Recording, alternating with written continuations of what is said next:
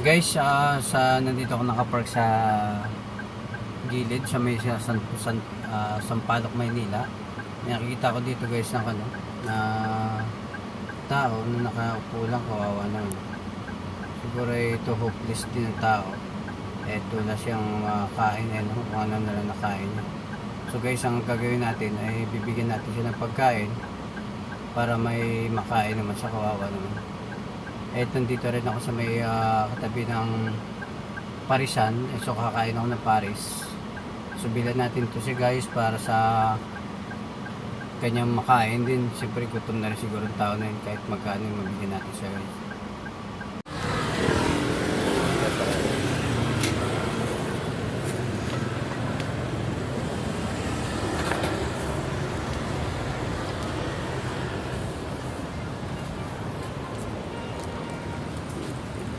Itlog pares.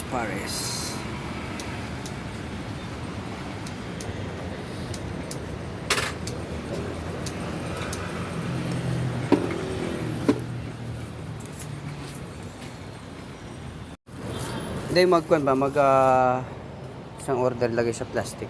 Pakain ko lang sa kanya. Okay lang ba yan? Order na pares po. Ihalo mo na lang siguro. Or anong gagawin ba?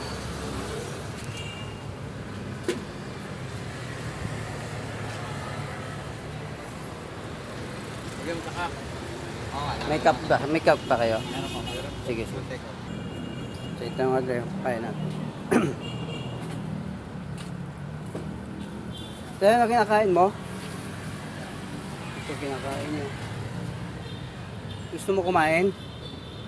Gutom ka na ba? Ano pangalan mo, sir? Ha? Erwin. So ito lang kinakain mo, Erwin. Gusto mo kumain na ganito? Sige, kainin mo na. Pagpasensya mo na, yan lang muna yung makain natin ha. Kung gusto mong tubig, mamaya bibigyan kita tubig ha. Ito kanin mo to. Ilagay mo dyan sa loob. Kaya mga dre, ang pinapakain natin sa kanya para dito gusto mo yung kay Erwin, may ikan dito upuan. Sige na. So kumain ka lang dyan ha. Pagka gusto mo ng tubig, sabihin mo lang ng tubig. May tubig tayo dito. Ito mga dre, nakatapos na rin tayo sa pagkain at kamustahin natin si Erwin or nakatakan ba siya. Erwin, tapos ka na? Ano, busog ka na ba? Kamusta?